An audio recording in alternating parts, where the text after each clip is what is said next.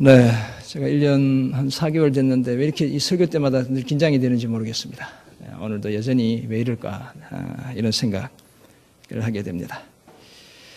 하루는 감리교 창시자인 요한 웨슬레의 집이 불에 타버렸습니다. 몇몇 친구들이 그 사실을 모르고 있던 웨슬리를 찾아와서는 요한, 자네의 집이 불에 타버렸다네. 이를 어찌 해야 좋겠나? 라고 말했습니다. 그 소식을 들은 웨슬리가 대답했습니다. 절대 그럴 리가 없네. 친구들이 다시 말했습니다. 아니야, 자네 집이 정말 다 불에 타버렸다니까. 웨슬리가 다시 대답했습니다. 절대 그럴 수가 없다니까. 요한, 우리가 두 눈으로 똑똑히 보았다네. 자네 집이 완전히 잿더미로 변해버렸다니까. 아니, 그럴 수 없다니까, 친구들. 나는 개인적으로 소유하고 있는 집이 전혀 없다네. 하나님께서 나에게 그곳에 살라고 주신 한 장소만 있을 뿐이라네. 나는 단지 그 집을 하나님을 위해 관리만 하고 있었다네. 만약 하나님이 화재를 진압하지 않으셨다면 그것은 하나님의 문제라네. 하나님이 나를 다른 곳에 살게 해 주실 것이라네. 이처럼 요한 웨슬리는 자신이 무엇인가를 가질 수는 있어도 그것을 영원히 소유할 수 없다는 사실을 잘 알고 있었습니다. 그래서 자신이 가진 그 재물에 집착하지 않을 수 있었습니다. 그러기에 자신이 가진 재물이 몰락할 때도, 그 집이 다 불에 타 없어질 때에도 자신은 전혀 몰락하지 않을 수 있었습니다. 사랑하는 성도 여러분, 그런데 오늘 우리는 어떻습니까? 물질 앞에서 우리의 삶의 태도는 과연 어떻습니까? 물질을 소유하는 데 집착했기에 그 물질이 우리 눈앞에서 사라져갈 때 우리 자신도 함께 몰락해 버리지는 않았습니까? 그렇다면 우리가 소유한 재물 때문에 우리 자신까지 몰락해버리는 그런 비극이 찾아오기 전에 오늘 우리가 가진 물질을 지혜롭게 사용하는 연습을 계속해야 합니다.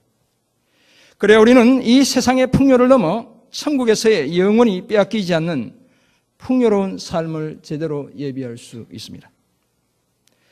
이처럼 오늘 본문 누가복음 16장 1절에서 13절은 이 세상 재물의 지혜로운 사용이 심판의 날에 영원한 천국에서의 삶을 보장한다고 말씀합니다. 또한 우리가 가진 재물을 이 땅의 삶을 위해서만이 아니라 영원토록 살게 될 하나님의 나라를 위해 투자해야 한다고 말씀합니다. 우리의 재물로 가난한 이웃을 돌아보아 영원토록 풍성함을 누리는 천국에서의 삶을 예비해야 한다고 말씀합니다. 이와 같은 사실을 말씀하는 오늘 본문 누가복음 16장 1절에서 13절을 통해 우리는 다음과 같은 몇 가지 사실을 발견합니다. 먼저 하나님은 참으로 관대한 분이라는 사실입니다. 둘째, 물질의 지혜로운 사용이 우리의 미래를 보장한다는 사실입니다. 끝으로 물질을 나누어주는 삶이 곧 하나님을 섬기는 것이라는 사실입니다. 예수님의 모든 가르침 중에 약 20%가 사실 돈과 관련되어 있습니다. 우리 생활과 아주 밀접된 주제들을 가지고 주님이 자신의 제자들을 따르는 사람들을 가르치셨습니다. 특히 예수님의 비유가 신학자들이 약 38개 소개되고 있다고 이야기하는데 그중에 절반가량이 돈과 관련되어 있습니다. 16개가 다 돈과 관련된 비유를 우리에게 들려주고 있습니다. 제가 자주 그것과 관련된 비유를 말한다고 해서 제 잘못이 아니고 잘못이라면 주님의 잘못이에요. 50%는 비유를 이야기하면 돈과 관련된 이야기를 해야 됩니다. 예수님은 가난한 백성들의 이 땅에서의 삶을 안타까워하셨고 제자들에게 돈의 사용과 관련된 비유를 들려주시므로 제자들의 물질 생활이 어떠해야 하는지를 거듭 말씀해 주셨습니다. 오늘 본문에 따르면 자신의 사업을 청지기 곧 전문 경영인에게 맡긴 한 부자가 있었습니다.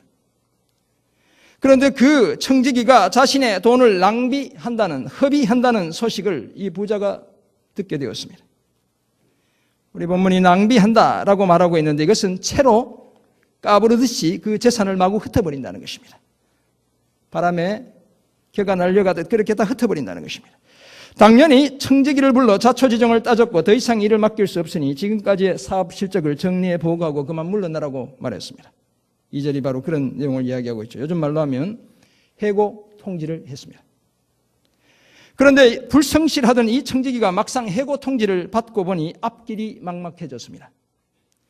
땅을 파는 것과 같은 막노동을 하자니 힘이 없고 빌어먹자니 다시 말해서 노숙자 생활을 하며 구걸하고 살자니 부끄럽기 짝이 없었습니다. 그런데 우리말에 군뱅이도 뭐가 있다고요? 구르는 재주가 있다고 이야기하죠. 그런 말이 있듯이 이 불성실한 종에게도 그 상황을 타개할 수 있는 꾀가 있었습니다. 지금의 일자리에서 쫓겨나도 먹고 살 방도를 찾아냈습니다. 그것은 다름 아니라 주인에게 빚진 사람들의 빚을 깎아주면 그들이 자신에게 살 길을 마련해 줄 수도 있다는 생각이었습니다. 오늘 보면 4절이 그 사실을 말씀하고 있죠. 그래서 빚진 사람들을 불러 모았습니다. 재빨리 해고 통지를 받기 전에 기름 100말 빚진 자에게는 빚증서를 50으로 고쳐주었습니다. 밀 100석 빚진 자에게는 80으로 고쳐주었다. 6절과 7절이 바로 그 사실을 말씀합니다. 데이빗 웬함이라는 영국 신학자가 있습니다. 이 신학자가 연구한 자료에 따르면 그 당시에 화폐 가치로 기름과 밀을 빚진 사람이 탕감받은 금액이 각각 약 500데나리온 정도 될 것이다. 이렇게 이야기합니다. 다시 말해서 한 데나리온이 노동자 하루 일당이니까 일반 노동자가 1년 반 정도 쉬지 않고 열심히 일하면 벌 수 있는 그런 정도의 빚이었습니다. 주인이 이 불의한 청지기가 하는 짓을 보면서 그 명민함, 곧 그 지혜로움을 칭찬했습니다. 그 세대의 아들, 곧 그 못된 청지기의 지혜가 빛의 자녀, 곧 하나님의 자녀들의 지혜보다 더 뛰어나다고 그렇게 말씀했습니다. 왜냐하면 그가 불의의 재물, 곧 세상의 재물로 사람을 얻었고 그것을 통해 영원히 살아갈 처소, 곧 자신의 미래를 준비했기 때문이었습니다. 여기서 불의의 재물은 곧 만몬을 이야기하는데 불법이나 탈법을 통해 취득한 재물이라는 의미라기보다 세상의 일반적인 재물을 지칭한다, 이렇게 이해할 수 있습니다. 이 비유를 말씀하신 다음은 예수님은 이 세상의 물질, 곧 지극히 작은 것에, 물질은 지극히 작은 것이다, 이렇게 이야기하고 있는 것이죠. 충성된 사람이 큰 것, 곧 영적인 보화에도 충성되고 지극히 작은 것, 물질에 불의한 자는 큰 것에도 불의하다라고 말씀했습니다. 그러므로 불의한 재물 정도에도 충성하지 않는 사람에게는 참된 것을 맡길 수 없다라고 말씀하고 있습니다. 또한 남의 것과 같은 세상의 물질에 충성되지 않는 사람에게는 자신의 것에 해당하는 영원한 보화를 줄 수 없다라고 12절에서 말씀합니다. 13절은 비유의 결론으로 어느 집에 노예가 두 주인을 섬길 수 없듯이 하나님과 재물을 동시에 섬길 수 없다고 말씀했습니다. 이와 같은 오늘 본문은 사실 겉으로 보기에는 무척 당황스러운, 혼란스러운 본문입니다. 이 옳지 않은 청지기의 비유를 요즘 상황으로 옮겨보면 바로 이런 것입니다. 어떤 전문 경영인이 오너가 맡겨준 사업을 경영하다가 실적이 좋지 않아 그 자리에서 물러나야 했습니다. 요즘 대부분의 대기업의 경영자들은 오너가 아니고 전문 경영인들이죠. 그런데 회사에서 쫓겨나기 직전에 앞으로 자기가 먹고 살 것을 마련하기 위해 회사가 받아야 할 돈, 그 채권 또는 미수금을 자기 마음대로 깎아주었습니다. 그렇다면 요즘 법에 따르면 뭡니까? 배임 또는 횡령과 같은 직무상의 권한 남용으로 간주되어 징역을 살아야 합니다. 교도소에 가야 합니다. 이런 사회적인 일반적인 사회 규범과 상도인은 예수님 시대라고 해서 결코 다르지 않습니다. 다 비슷하다는 것입니다. 로마의 법이 다 적용되고 있으니까. 어떤 신학자들은 그 당시 계약관계상 이 청지기가 자기 자리에서 물러나기까지는 그렇게 할 권리가 있었다, 이렇게 해석하는 사람도 있습니다. 이게 너무 어색하니까 그런 이야기를 하는 것입니다. 그러나 그럼에도 불구하고 주인의 재산을 마구 낭비하는 그의 모습을 보면 이미 이 청지기는 정직이나 성실과는 거리가 먼 사람이었습니다. 그렇다면 오늘 비유에서 주인의 재산을 낭비하고 주인의 채권을 줄여 자기 살 길이나 궁리하는 이 불의한 청지기는 결코 칭찬받아야 할 사람이 아니라 비난받아야 마땅한 사람입니다.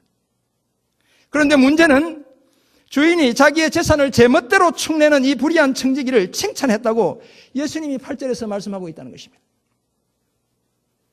그러나 우리가 그 내용을 자세히 들여다보면 주인이 칭찬하는 것은 그런 못된 짓을 하는 옳지 않은 청직이나 그의 부정직함을 칭찬하는 것이 결코 아닙니다. 예수님이 칭찬하는 것은 그가 위기 중에 발휘하는 지혜, 위기 대응 능력 그 자체를 칭찬하는 것입니다. 물질을 사용하는 데 있어 지혜가 필요하다는 지혜를 강조하고 있다라고 말씀드릴 수 있는 것입니다. 이와 같은 오늘 비유에서 얻게 되는 첫 번째 교훈은 옳지 않은 청지기의 주인과도 같은 우리 아버지 하나님은 참 관대한 분이다는 사실입니다. 앞에서 우리가 살펴보았지만 이 불성실한 청지기는 주인이 애써 모은 재산을 길에 마구 흘리며 다녔습니다. 자신이 관리하던 재산을 불리기는커녕 채에 까불려진 쭉정이가 채를 떠나듯이 그렇게 재산을 주인의 품에서 떠나게 했습니다. 바람이 부는 대로 그냥 재산이 다 날아가겠다는 것입니다. 고층 빌딩에서 그 재산을 마구 뿌렸다는 것입니다. 얼마나 그 재산을 낭비했든지 주인의 귀에까지 들어갈 정도였습니다. 더구나 자기의 살 방도를 마련하기 위해 주인이 받아야 할 돈도 제멋대로 깎아주었습니다.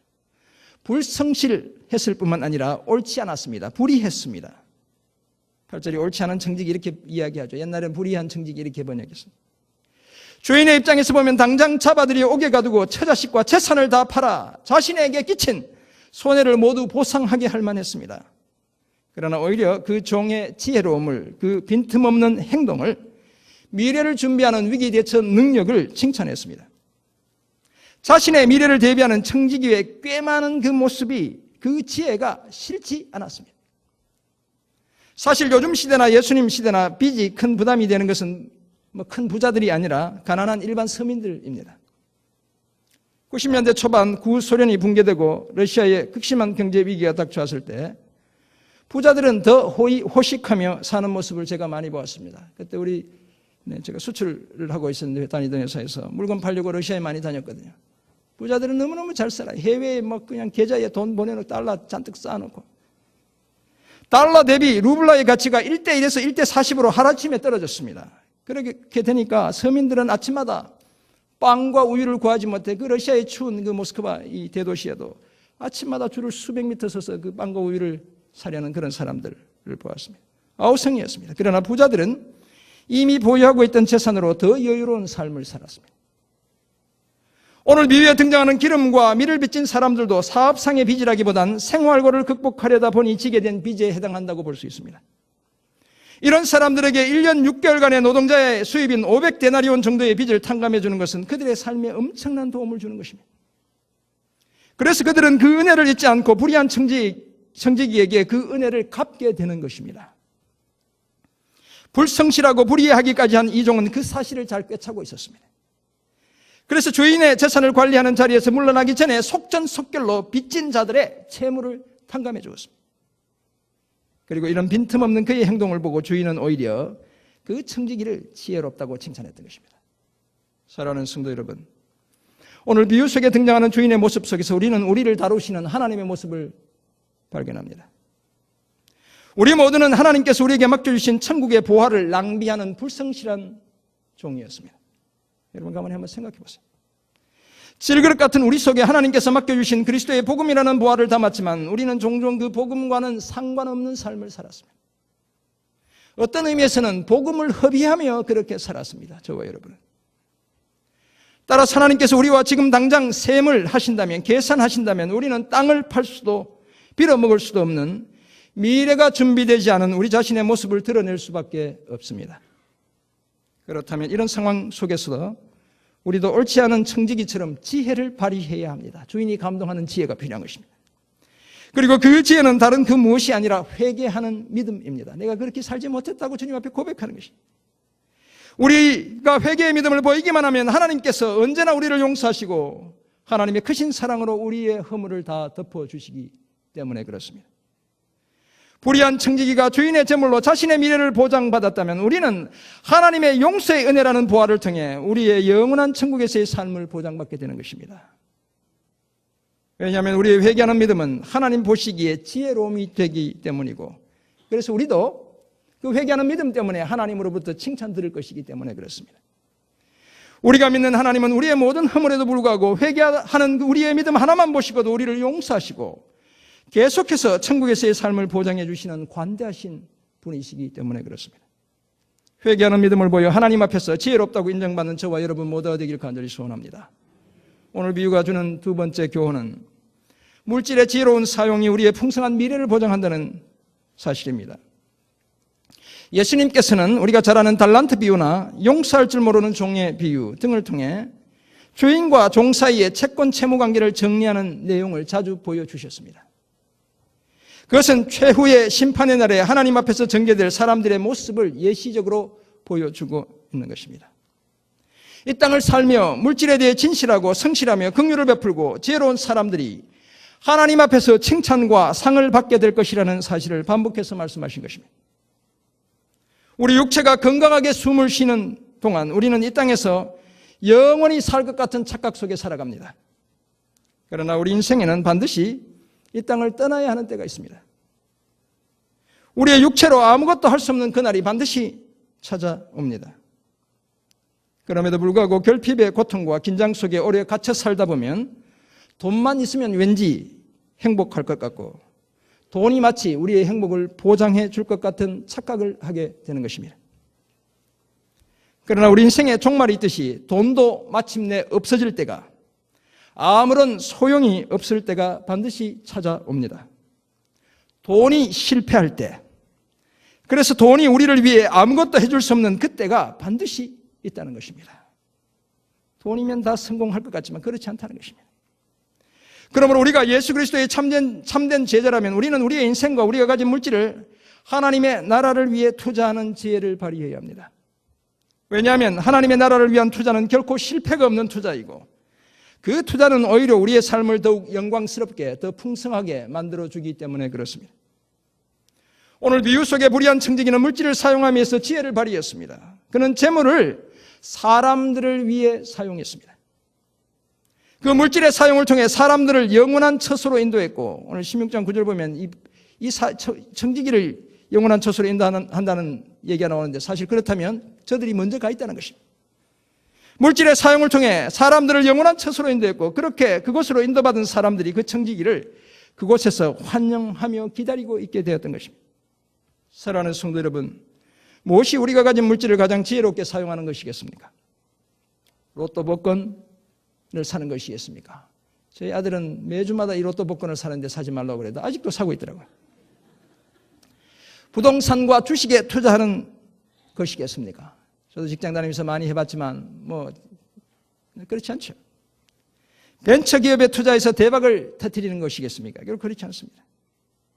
물론 우리가 가진 유한한 자원을 골고루 분산해서 위험을 줄이고 수익을 극대화해야 합니다. 당연히 그렇게 살아야 돼요. 그것이 삶의 지혜입니다.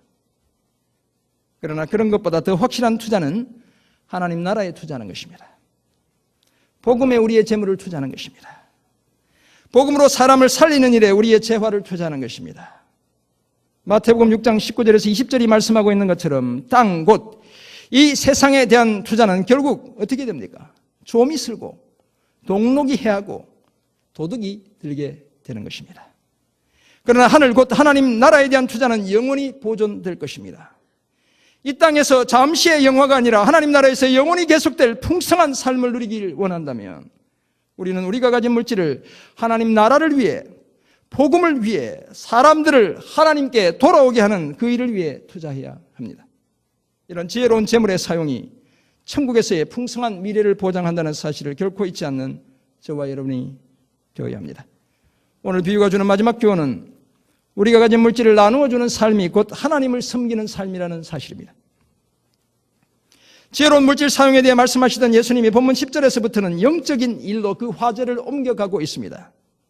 우리의 영적 성숙함의 여부가 우리가 가진 물질을 어떻게 다루느냐에 달려 있다는 것입니다. 더구나 이 사실을 10절, 11절, 12절에 걸쳐 3번씩이나 반복적으로 말씀합니다. 지극히 작은 것, 곧 물질에 충성된 자가 큰 것, 곧 영적인 보화에도 충성되다고 10절에서 말씀합니다. 세상의 재물도 진실하게 다루지 않는 사람은 참된 보화를 진정성 있게 다룰 수 없다고 11절에서 말씀합니다. 남의 것, 곧 세상의 물질을 신실하게 다루지 않는 사람들은 자신의 것, 곧 크고 참된 하늘의 보화를 쌓는 일에도 결코 충성스러울 수 없다고 12절에서 말씀합니다. 그런데 왜 우리는 지극히 작은 것, 불의한 재물, 남의 것, 곧 세상의 물질을 똑바로 관리하는 성실하고 의로운 청지기의 삶을 제대로 살지 못하는 것일까요? 왜 물질 앞에서만 서면 우리는 이리도 작아지고 주눅드는 것일까요? 그것은 우리가 이 세상의 재물을 작은 것이 아니라 가장 큰 것으로 여기며 살고 있기 때문에 그렇습니다. 돈을 가장 크게 여기고 있다는 것입니다. 또한 이 세상의 재물이 우리의 의로운 삶까지 보장해 준다고 착각하기 때문에 그렇습니다. 영적으로 때깔나게까지 해준다고 생각하기 때문에 그런 것입니다. 뿐만 아니라 이 세상의 재물이야말로 영원히 빼앗기지 않는 내 것, 내 소유라는 강박관념에 젖어 살기 때문에 그렇습니다. 그래서 이제는 이미 물질이 나의 주인, 내 하나님이 되어버렸기 때문에 그런 것입니다. 사랑하는 성도 여러분, 이런 상태로는 우리가 하나님을 제대로 섬길 수 없습니다. 물질을 중요하게 여기면서 하나님을 중요하게 여길 수 없고, 물질을 사랑하면서 하나님을 동시에 사랑할 수 없습니다. 13절에서 주님이 말씀하신 거예요. 나는 능력이 있어 둘 다를 한꺼번에 사랑할 수 있다는 착각에서 벗어나요. 우리의 약함을 너무나 잘 알기에 디모데전서 6장 10절은 돈을 사랑함이 일만 악의 뿌리가 되나니 라고 말씀합니다. 그리고 이어지는 내용이 무엇입니까? 이것을 탐내는 자들은 미혹을 받아 믿음에서 떠나 많은 근심으로서 자기를 찔렀도다. 여러분, 엄청난 이야기를 사도 바울이 지금 하고 있는 것입니다. 돈 때문에 스스로 죽어간다는 것입니다. 사랑하는 성도 여러분, 물질의 노예로 살아가는 것이 아니라 물질을 부리는 사람으로, 물질의 노예가 아니라 물질을 부리는 사람으로 사는 것. 다시 말해서 우리가 가진 물질을 지혜롭게 나누어주는 삶을 사는 것, 그것이 곧 하나님을 섬기는 것입니다. 그렇다면 물질을 하나님 나라를 위해 투자하는 삶이 하나님을 사랑하는 삶입니다. 복음을 위해, 사람들을 위해 물질을 사용하는 것이 하나님을 중요하게 여기는 삶인 것입니다. 지혜로운 물질 사용을 통해 우리가 하나님을 섬기며 사랑하고 중요하게 여기고 있다는 사실을 분명하게 드러내야 합니다. 오늘 나에게 맡겨주신 크고 작은 재물을 가지고 하나님을 섬기는 복된 삶을 살아가는 저와 여러분 모두가 되시길 간절히 소원합니다. 이상 같은 사실을 깨달은 오늘 저의 모습, 또 여러분의 모습은 과연 어떠해야 되겠습니까? 두 가지를 말씀드립니다. 재물을 지혜롭게 사용해야 합니다. 주님이 자꾸 이런 재물과 관련된 말씀을 하시는 게 저보고 지금 깨달으라고 사실 하시는 거예요. 목사인 저도 이따금씩 계산할 때가 있습니다. 지난 설날 고향을 다니러 가면서 조카들과 조카 며느리, 조카 손주들에게 줄 세뱃돈을 준비해 갔습니다. 제가 몇 분들한테 얘기했어요. 형수님 용돈과 세뱃돈까지 합쳐서 거의 90만 원이 들었습니다. 좀 많이 들었죠? 작게 들었나? 네. 그 전주에 제 조카가 구미에서 교회를 개척했어요. 그래서 개척 예배 가서 또 100만 원 헌금하고 왔습니다. 2주 사이에 거의 200만 원이나 지출이 되게 되었습니다. 미국에 있는 아들, 딸은 이제 그만 남 도와주고 제발 돈 모아서 자기들 더 도와달라고 어성인데 제가 언제까지 이렇게 살 수 있을까라는 생각이 들었습니다. 차를 몰고 올라오는데 아유, 과연 언제까지 내가 이렇게 살아야 되나? 이렇게 살 수 있을까? 그런데 고향 방문을 마치고 돌아온 설날 다음 날 서울에 있는 제자들 몇 명이 저희 집을 다녀갔습니다. 같이 밥 먹고 이런저런 추억을 나누다가 돌아가면서 한 자매 제자가 저에게 작은 봉투를 하나 주고 가는 것이었습니다. 제가 좋아하는, 사달라는 거 아닙니다. 스타벅스 상품권 정도 들어있겠지 생각하며 고마우며 받아서는 책상 위에 올려두었습니다. 다들 배웅하고 돌아와서 책상 위에 올려둔 봉투를 열었더니 보너스 받은 것에서 떼서드리니 필요한데 쓰시라는 말과 함께 무려 그 봉투에 50만 원이 들어있는 것입니다. 그렇게 월급 많이 받지 않는 200만 원 겨우 받는 이런 제자인데 적지 않은 돈에 제가 고마웠습니다. 가슴이 뿌듯하기도 했습니다. 그런데 참 부끄러웠습니다. 제대로 부끄러웠습니다. 점점 가난해져 간다는 핑계로 머뭇거리고 주저하고 망설이는 저 자신을 돌아보는 계기가 되었습니다. 그렇게 넉넉하지도 않은 제자가 건넨 50만 원 때문에 제가 살아온 삶의 방식이 틀리지 않았다는 사실도 확인하게 되었습니다. 사랑하는 성도 여러분, 우리가 가진 재물을 과연 어떻게 사용해야 되겠습니까? 사람을 살리는 일에, 교회를 세우는 일에, 다음 세대를 준비하는 일에, 하나님 나라를 확장하는 그 일에 사용해야 합니다. 그래야 나도 살고 이웃도 살고 교회도 살고 세상도 살아날 수 있습니다. 이런 저와 여러분 모두가 되기를 간절히 소원합니다. 두 번째, 이제 부담스럽죠, 여러분? 네, 죄송해요. 자꾸 부담만 드려서. 정직하게 재물을 사용해야 합니다. 연말 정산 때 최대한 절세의 방안을 찾아내는 것은 삶의 지혜입니다. 여러분 정직하게 다 모아서 의료비 공제, 기부금 공제, 교회에서 다 떼가시고 현금 영수증 공제 다 받으시고 개인연금 공제 하여튼 다 법이 허용한 모든 과표 공제, 세액 공제, 제가 용어도 잘 알죠? 제가 다 전공이기 때문에 다 알아요. 당연히 해야 합니다. 남의 것 가져오지 말고 내 것으로 할 수 있으면 당연히 해야 하는 것입니다. 그러나 그것뿐만 아니라 내야 할 세금은 제대로 내야 합니다. 제가 이제 사례비 받으면서 세금 내기에 대해서 얼마나 좋은지 몰라요. 공식적으로. 교회가 그렇게 지원을 해 주셨어요. 너무 감사해요. 비록 중앙정부나 지방정부가 내가 낸 세금을 제대로 사용하지 않는 것 같아 억울할 때도 있겠지만 그 심판은 하나님께 맡기고 내가 내야 할 세금을 결코 회피하지 않아야 합니다. 그것이 바로 정직하게 재물을 사용하는 모습이기 때문에 그렇습니다. 그리고 하나님 앞에서도 재물과 관련해서 정직해야 합니다. 여러분 더 부담 드리는 거예요. 11조를 온전히 드리지 않는 것은 하나님의 것을 도둑질하는 것이라고 성경은 말합니다. 온전한 11조를 창고에 들여 나의 집에 양식이 있게 하고 그곳으로 나를 시험하여 내가 하늘문을 열고 너희에게 복을 쌓을 곳이 없도록 붙지 아니하나 보라. 담임 목사인 제가 성도님들로부터 헌금을 긁어 모으기 위해 지어낸 말씀이 아닙니다, 여러분. 말라기 3장에 기록된 하나님의 말씀입니다. 지금까지 그렇게 11조를 드렸는데도 형통함의 문이 열리지 않았다면 목사인 저를 욕하지 말고 하나님께 원망해야 되는 것입니다, 여러분. 하나님께 따져보아야 하는 것입니다. 제가 확신하는 것은 하나님의 것을 하나님께 드리는 여러분의 삶을 하나님께서 반드시 책임져 주실 것입니다. 정직한 물질 생활을 통해 하나님이 어떻게 저와 여러분을, 여러분의 가정과 우리 교회를 축복하시는지 함께 보게 되길 간절히 소원합니다. 마태복음 10장 16절에서 예수님은 제자들에게 이렇게 말씀하셨습니다. 뱀같이 지혜롭고 무엇같이 순결하라고요? 비둘기같이 순결하라. 예수님은 제자로 살아가는 우리가 모든 영역에서 전체적인 상황을 잘 조망하며 지혜롭게 행하기를 원하셨습니다. 그리고 특히 재물의 사용에 있어서도 빈틈없이 지혜롭게 행하기를 원하셨습니다. 그러나 윤리와 도덕, 법을 어기면서까지 지혜롭게 행하라는 그런 말씀이 아닙니다. 비둘기처럼 순결하게 죄에 빠져들지 않으면서 지혜롭게 하라는 말씀인 것입니다. 그러나 많은 그리스도인들이 돈과 관련해서는 뱀처럼, 죄송합니다, 사악하고 비둘기처럼 멍청하다는 데 문제가 있습니다. 그래서 이 세상의 재물에 너무 집착한다는 것이 바로 문제입니다. 만약 우리가 그런 사람 중에 한 명이라면 오늘 세상의 재물로 친구를 사귀는 옳지 않은 청지기로부터 돈 사용의 지혜를 배워야 합니다. 남도 살리고 나도 사는 그런 일에 가진 재물을 사용하는 저와 여러분이 되어야 합니다. 사랑하는 성도 여러분, 돈을 사용하는 우리의 태도가 물질의 청지기로 살아가는 우리의 충성됨을 가늠하는 척도입니다. 젊은 세대 여러분 잘 들어야 돼요. 뿐만 아니라 물질의 지혜로운 사용은 하나님 나라에서 영원히 잃어버리지 않는 실패가 없는 풍성한 삶을 보장해주는 보증수표입니다. 여러분의 신앙이 정말 하나님 향해 견고하게 서 있다면 이 사실을 믿어야 합니다.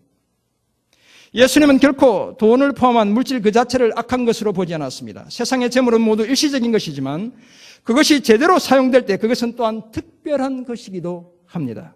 왜냐하면 하나님이 다 만드셨기 때문에 그런 것입니다. 지혜롭게 재물을 사용하는 사람에게 재물은 천국에서의 삶의 풍성함을 이어주는 통로와도 같은 것이기 때문에 또한 그렇습니다. 지난날 돈 사용에 있어서 하나님 앞에서 정직하지 못했다면 회개의 믿음을 보이는 저와 여러분이 되어야 합니다. 우리의 주인 되시는 관대하신 하나님께서 우리의 죄와 허물을 다 용서해 주실 것입니다. 오히려 회개하는 믿음을 보이는 우리를 지혜롭다고, 참 지혜롭다고 칭찬해 주실 것입니다. 뿐만 아니라 오늘 내가 가진 재물의 지혜로운 사용을 통해 천국에서의 풍성한 삶을 예비하는 저와 여러분 모두가 되길 소원합니다. 소유하지 않고 나눠주는 삶을 살아 물질이 아니라 하나님을 섬기는 저와 여러분 모두가 되길 또한 소원합니다. 지혜롭고 정직하게 재물을 사용하려는 우리의 분투를 통해 하나님께서 이 땅에서의 삶과 천국에서의 삶 모두를 풍성하게 채워주실 것입니다. 재물의 지혜로운 사용을 통해 이런 복된 삶을 살아가는 저와 여러분 모두가 되시기를 주님의 이름으로 축원합니다. 아멘. 기도하겠습니다.